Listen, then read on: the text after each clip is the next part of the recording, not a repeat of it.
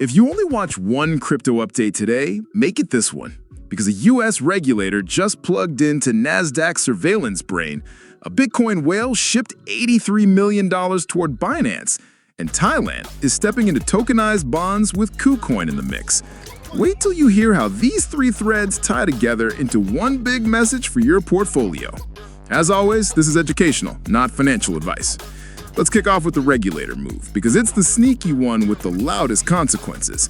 The CFTC is integrating Nasdaq's market surveillance tech to sniff out crypto market abuse. Think insider trading, spoofing, cross-market manipulation, using real-time order book analytics across venues, and even linking signals between stocks and digital assets.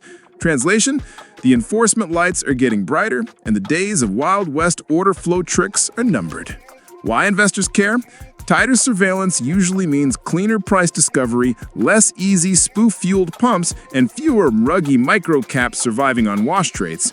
Cleaner venues tend to attract steadier institutional flows over time, but they also punish sloppy breakout chasing in the short run. So tighten up execution and expect more gotcha moments when fake walls get flagged faster, as reported by Cointelegraph. Quick pulse check from the same wrap. Chronos ripped after the Trump media Crypto.com treasury headlines, and prosecutors appealed the Hashflare founder's light sentences. Two stories, one thief. Headline risk cuts both ways. Narrative pumps can be real, but legal and policy overhangs can steal the stage 24 hours later. Keep the survival mindset. Two-source rule before acting, and always define your invalidation level. Now the whale. A single wallet sent 750 BTC, about $83 million, to Binance. The reflex take is dump incoming. But here's the grown-up version. Yes, transfers to exchanges can signal intent to sell, especially in risk-off tape. But whales also move coins to hedge, collateralize, or rotate without market selling all at once. What matters is follow-through. Do we see rising spot offers, derivative basis compressing, funding flipping, and liquidity thinning at nearby supports? If we do, that's classic sell pressure confluence. If not, it may just be chess, not panic. Bottom line, watch how price reacts at the next obvious shelf. Don't predict it. And no matter what Twitter screams, never let a single transaction rewrite your entire plan without confirmation. Reported by The Block. Here's your fast checklist when whales stare. If spot bids vanish and perp funding dives negative, size down and wait for the retest. If you don't get the retest, you didn't miss the trade. You avoided the trap. If the level holds and open interest builds on stable funding, that's constructive. Lean small, define risk under the structure, and let price prove it. That's survival over heroics. Now, the sleeper story with big-time implications. Thailand is rolling out a tokenized bond program with KuCoin's involvement. This isn't some sci-fi pilot. This is the real-world assets meet exchanges bridge we've been talking about for months. Why investors care? Tokenized bonds can pipe yield, liquidity, and 24/7 settlement into crypto rails.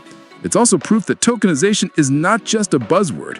Regulators and venues are figuring out custody, compliance, and secondary trading at scale. The catch? Governance, KYC, and cross-border rules get complex fast. Expect carefully gated access, regional carve-outs, and premium discount quirks around redemption. Still, it's a huge step in the direction institutions actually want: regulated yield on-chain. Reported by Decrypt. Here's why these three stories rhyme. Surveillance upgrades, whale flows, and tokenized bonds all point to the same future: crypto maturing into a market where data, compliance, and real yield matter more than memes. That's great for long-term capital, but it changes how you win in the short term. Trade the retest, not the headline. If the CFTC Nasdaq link spooks thin books, we'll get cleaner pullbacks to obvious levels. Be patient and let the market come to you. Don't overreact to single whale moves. Track confluence, spot, funding, basis, and liquidity shells. Confirmation over speculation. Position now for tokenization. Follow where compliant yield will live, how it'll be custodied, and which venues gain first-mover advantages. You don't need to ape into every RWA token. You need to know which pipes institutions will actually use. Stick around, because here's the spicy part: how I'd frame the immediate market into a simple, survival-first plan you can apply today. If BTC wobbles on that whale supply and we lose the nearest higher time frame support with rising volume, my base case is step aside, let it sweep liquidity below, and only look long on a reclimb with funding normalizing. That's the let the knife hit the floor approach. If we defend support and basis and funding stabilize, my bias flips to tactical longs with tight invalidation under the reclaimed level. No diamond hands, just process. Keep risk per idea fixed and small, ranges are expending. For alts, focus where real narratives intersect with liquidity. Chains or platforms that can credibly plug into tokenized finance flows, or that benefit from cleaner markets as surveillance ramps up. Winners will be the ones that can pass compliant sniff tests and still move volume.